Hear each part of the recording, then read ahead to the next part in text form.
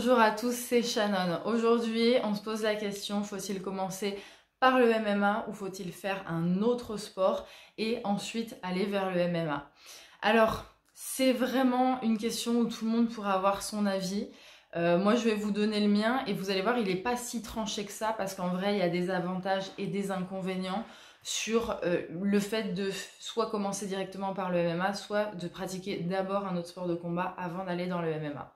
Moi, perso, je suis allée en direct live dans le MMA. Voilà, je suis pas passée par 30 chemins, j'ai vu ça, j'ai dit je veux, c'est pour moi, je kiffe et j'y suis allée en direct. Sauf que j'ai commencé par le MMA, c'était hyper difficile parce qu'en plus je suis arrivée sur un club où il y avait quand même des gens de bon niveau, il y a déjà des compétiteurs, des champions de France et tout le bazar, de pancrace, hein, parce que à l'époque le MMA n'était pas encore légalisé, donc on combattait en pancrace ou en pankido.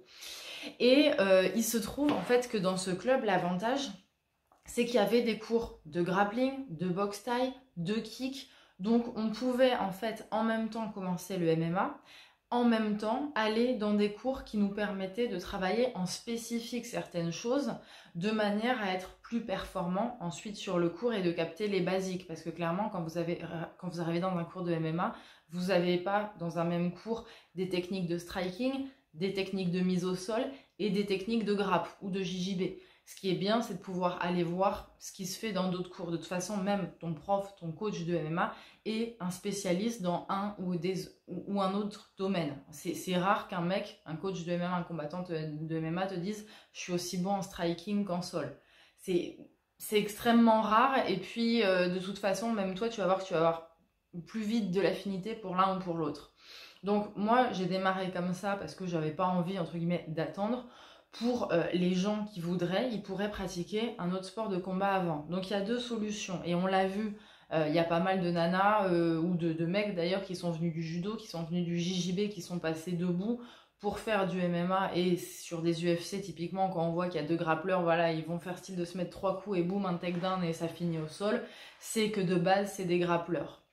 Donc il y a cette solution de se dire, moi je suis plus attirée par le grappling, je démarre en grappe et puis ensuite je vais aller prendre un peu de cours de MMA. Et clairement très très vite tu vas voir que dès que tu vas faire un petit peu de sparring, dès que tu vas tourner, tu vas aller là où tu es le plus à l'aise, à savoir un takedown, un renversement, voilà, tu vas faire 2-3 techniques de lutte pour mettre le gars au sol et finaliser de cette manière. Et pourquoi pas, chacun a son style, il y a plein de styles dans le MMA et ils sont tous très très bien.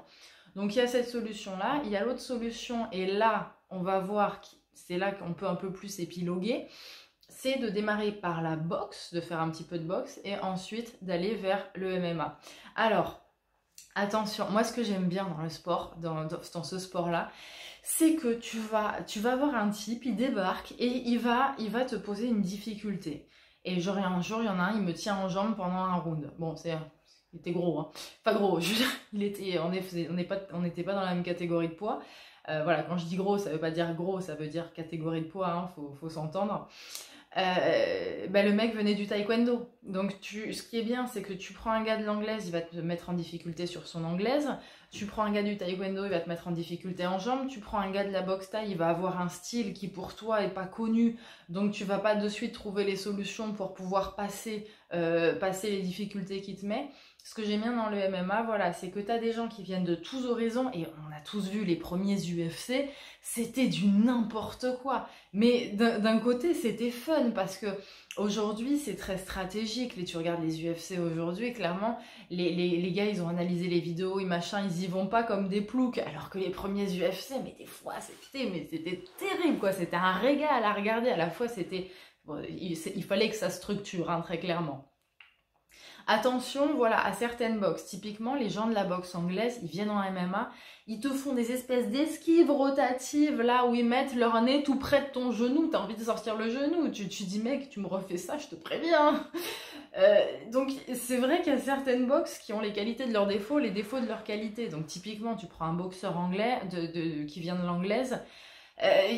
Il va te mettre en difficulté sur sa distance de travail, mais c'est vrai que si tu arrives à le tenir en jambe, ou à le prendre en takedown, ou si quand il fait des trucs complètement barrés, genre ces esquives rotatives où tu as l'impression qu'il est en train de chercher des champignons par terre, clairement, à ce moment-là, ça va être compliqué. Donc, par exemple, si tu commences par la boxe anglaise, il faut savoir que tu vas Le mieux, c'est de faire de la boxe anglaise et en même temps du MMA pour, certes, progresser en anglaise, mais toujours garder à l'esprit ce que ton prof de MMA te dit de ne pas faire pour pas acquérir ces réflexes-là. Moi, quand j'ai un nouvel élève, je trouve ça toujours plus compliqué de lui faire perdre les réflexes de son ancien sport de combat pour arriver au mien, plutôt que de prendre quelqu'un qui est, entre guillemets, vierge. Et quand j'ai essayé le Krav Maga, j'en ai fait pendant 1 an, alors c'était un club qui faisait pas du Krav Maga, on va dire, traditionnel, mais qui faisait du Krav Maga vachement orienté combat, et puis on se servait des petits gants et tout, on faisait des combats, enfin, c'était un bon mix, en fait, pour moi.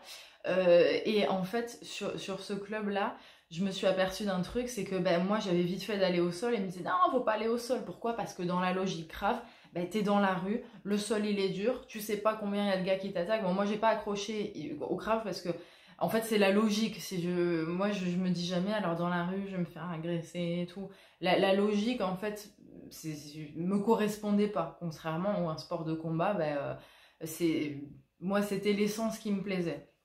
Donc voilà, il faut savoir que quand il y a des gars, quand je dis des gars, c'est au sens large, hein, des gars, des filles qui viennent au MMA, tu le vois de suite s'ils viennent d'autres disciplines. Typiquement, le karatéka, il est complètement sur le côté, comme ça. Il y en a même, ils se mettent à crier, à tracer des lignes droites pour mettre un coup. Enfin, il y en a, ils font des trucs un petit peu barrés, mais bon, c'est l'essence de leur discipline.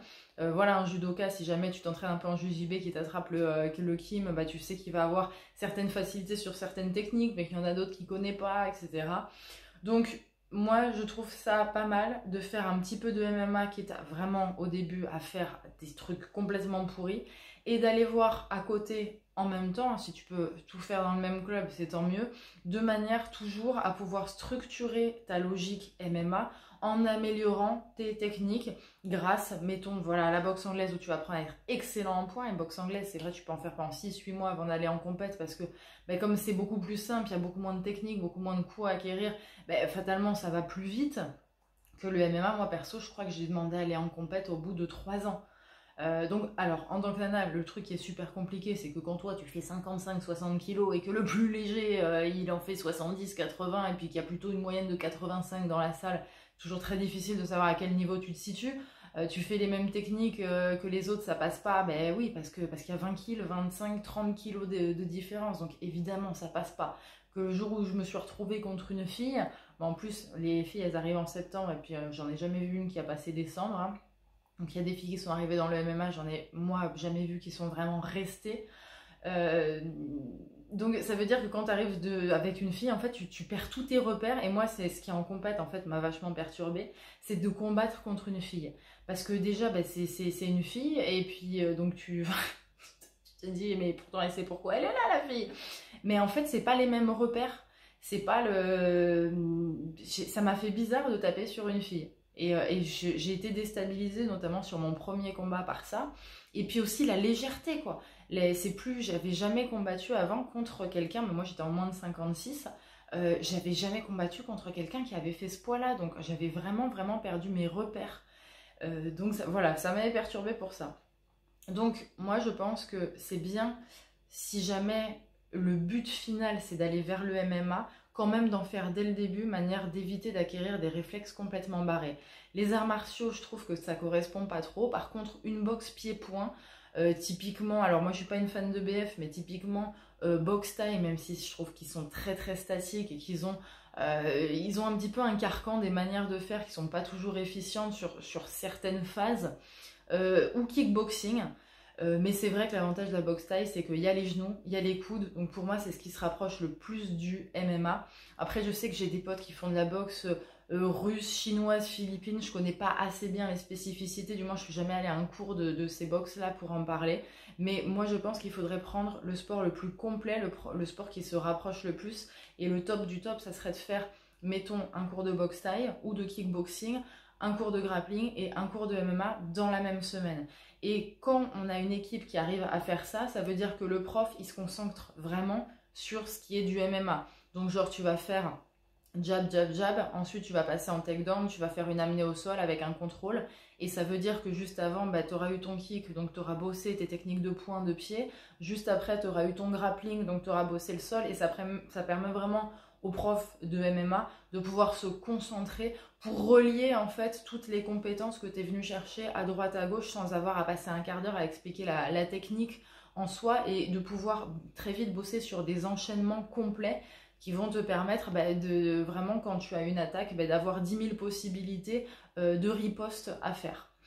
Voilà, donc vous avez vu, la vie, il n'est pas tranché. Est-ce qu'il faut commencer ou pas? Il y a des avantages, des inconvénients. Je préfère, moi, mon avis, c'est à moins que tu puisses faire 3 ou 4 cours de MMA par semaine, mais c'est assez rare qu'il y ait cette offre-là sur des clubs. Même moi, à Toulouse, c'est pas toujours évident.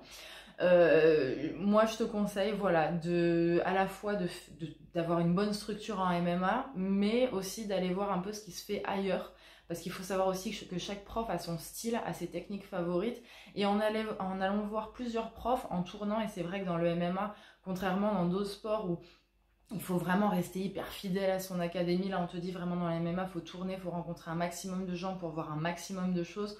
Donc moi je pense que c'est la bonne attitude, c'est la bonne logique. C'est un sport où il y a cette ouverture d'esprit là, donc c'est plus facile aussi de dire, mettons, moi j'ai des potes, ils vont en vacances à droite à gauche, ils vont faire un cours dans le club de MMA et ils vont rapporter une technique que le prof utilise peut-être pas souvent parce que lui dans ses combats, typiquement peut-être il n'arrive pas à la placer. Donc voilà, vous avez vu un avis qui est très partagé. N'hésitez pas à me dire en commentaire quel est votre avis, quel est votre retour d'expérience, que vous en pensez. C'est aussi ça la richesse du MMA, c'est de pouvoir chacun avoir son avis, avoir son expérience, parce qu'on a tous des vécus hyper différents. Il y a vraiment autant de combattants de MMA, je parle pas de compétiteurs, mais vraiment de combattants, de gens sur le tatami, que d'histoires différentes. Donc dites-moi vous ce que vous en pensez, et je vous dis à très bientôt dans une prochaine vidéo. Bye bye.